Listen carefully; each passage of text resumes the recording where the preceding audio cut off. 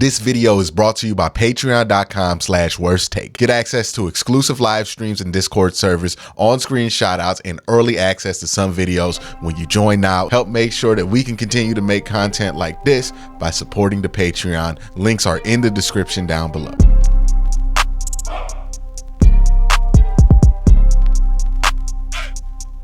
All right, we've had a couple of days to come down from the high of the NFL draft. Right, we have it, we argue about our picks like it's life and death, we retweet and we shower with praise anybody who has the same opinions as us when it comes to the draft, and we get excited over things like, hey man, the Browns got the best value in the draft. And look, while I don't think the Browns had a bad draft, and I think that time is going to be the ultimate revealer of whether this draft was good, you know, no evaluator tells you the truth better than time, but you got to wait on them or her, whichever one you want to envision time as. But ultimately, that's going to be the one that matters. It's just funny to me when you see like these, oh, did the Browns get the most value in the draft? Like, who knows what the value actually was in this draft? Like, value measurements are completely pointless for post-draft stuff. Like, 3 years from now, if you say the Browns got great value, that's good. Right now, anybody could say that their draft had the best. You could say that Houston got the best value because they're going to get 2 all-pro players. Like, it does not matter what the value is. That being said, people thought that the Browns got good value, but I'm going to talk about the immediate aftermath of the draft. Who are the winners on the Browns? Who are the losers on the Browns? Because of what this draft said about the direction that this team is going. And we're going to start with the winners. The first winners are JOK, Anthony Walker, and Sione Takitaki. Why are they winners? Because, well, and again, outside of a very expensive UDFA, did not really select anybody for those positions. So that tells me that they feel fine with what they have the linebacking position. And I understand that this has been the position group that a lot of people have been wanting to make a stink of. I have not understood that analysis of it because, one, I don't think that position was that bad last year. 2, if you're talking about the Browns' run issues and you're thinking that their issues in the run game last year defensively had anything to do with linebackers, while it's true the linebackers weren't great in run defense, you got to look at the whole of the problem. And it was very obvious that there was an unprecedented travesty going on at defensive tackle all year, and that was the main root cause of your issues. So I don't really blame the linebackers for that. I think that they were able to get decent light linebacking plays out of some pretty bottom of the barrel players. Like, I just don't think this is the position you go all out on. And I don't think linebacker moves the needle for how good or bad your defense is in a meaningful way anymore in this era of football, because they're just not as important as they used to be. And I think that's a real take. Now, people are going to point to Baltimore and say, well, Baltimore, their defense got better when they got Roquan Smith. And that's not really true. Their defense got slightly better when they got Roquan Smith. We just started talking about it more because they traded for Roquan Smith. But before that, it was a good defense. After it was a good defense. But ultimately, it was a defense that wasn't able to keep Kenny Pickett out the red zone. Like, it's marginal what linebacking means, unless you have one of those 5 players that are top, like, 5 in that category.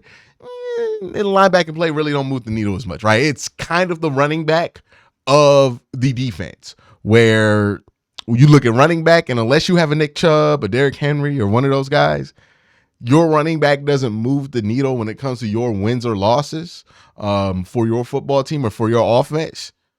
It's the same way with running backs, where it's like, it doesn't move the needle, and I don't think they really value the position that much. So those guys are safe because there's no replacements coming in.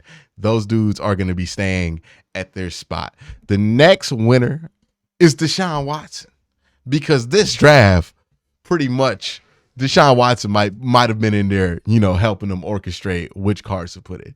You get a left tackle or right tackle prospect in Dawand Jones. You get a good center prospect in Luke Whippler. You get some wide receivers. Like, if you're Deshaun Watson, you walk away from this feeling pretty happy about the offseason in general, but also about the future. Deshaun Watson, in almost every interview he's been in about football with the Cleveland Browns, you hear him talk about how excited he is to have the best offensive line in football. And I think that's why the Browns continue to invest in this offensive line, right? Dawand Jones is a serious investment in that offensive line.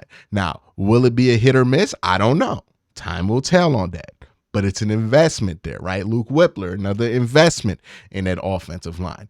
This is not a position that's going to go forgotten. Also, wide receiver. 2 years in a row since they've gotten Deshaun Watson, it's not lost on me that 2 of their third-round picks have been wide receivers. They are going to get as many. They got 15 on the roster. I think 16 now after the draft. They got 16 wide receivers in the building. Like, that room is going to be jam-packed, thick, like stuck because of all the bodies that they have in that room. And that is a dedication to Deshaun Watson. The Browns have really gone all in on Deshaun Watson this offseason. That makes a ton of sense. He is the quarterback of your team. He is the future of your team. And I talked about this during the draft, and I'll continue to talk about this after the draft.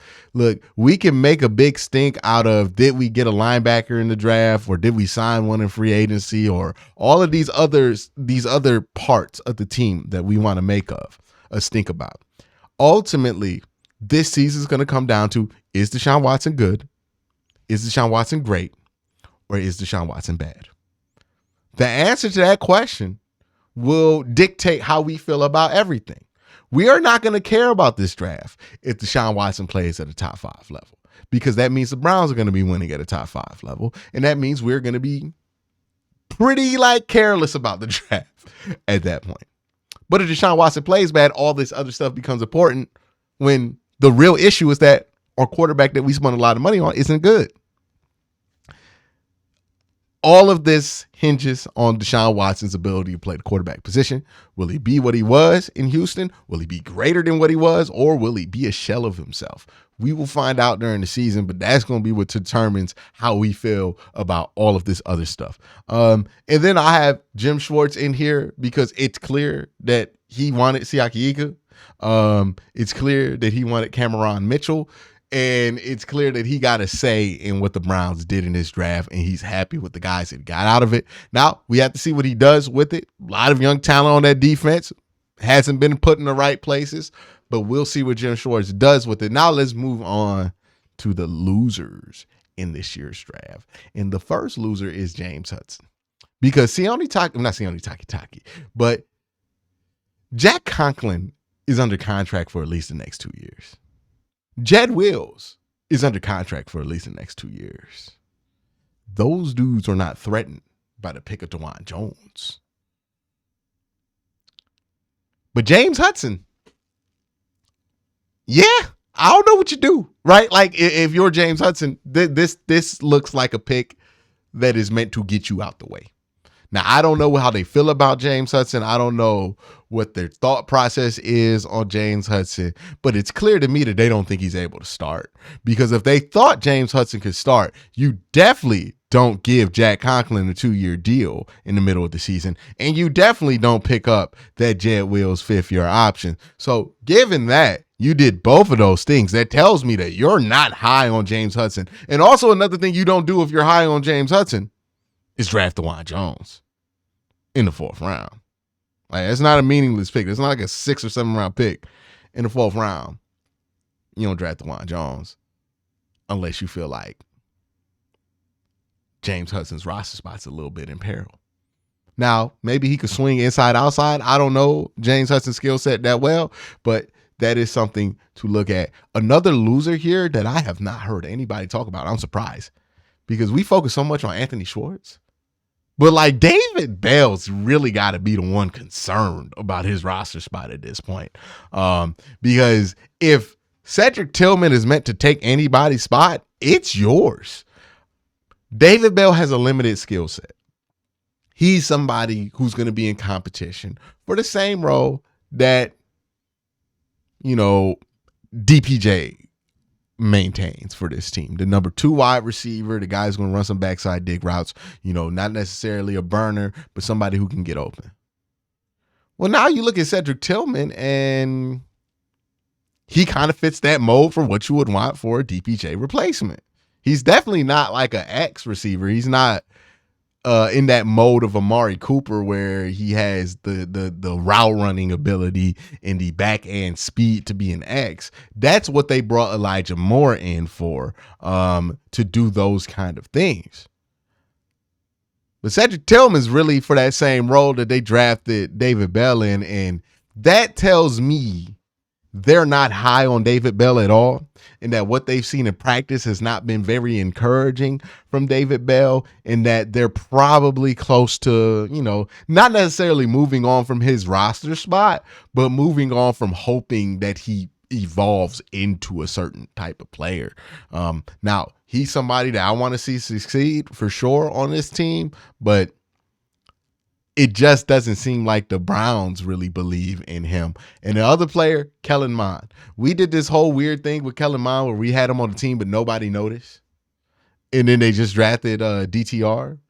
So it's like, what's the deal with Kellen Mond at this point? There's really only room for one developmental quarterback for this team. Like they cut Josh Dobbs in order to maintain that roster spot for Kellen Mond at points throughout this year once Deshaun Watson came back from suspension.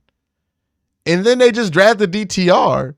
And that presumably tells me they're going to kick Kellen Mond to the side because you're not going to have 2 guys not dress.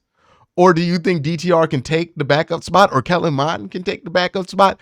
It's going to be an interesting preseason to watch as they figure out what is going on with that backup spot at quarterback. It's probably Josh Dobbs. I'm in a camp of, hey, you should probably pursue an upgrade at the backup position to Josh Dobbs. But I don't think it's DTR or Kellen Mond.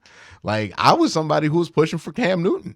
So that whole thing is weird, but those are the winners and losers from this year's draft. Let me know what you think in the comment section below. Who do you think were the winners? Who do you think were the losers? Y'all have a great day. Have an even better night.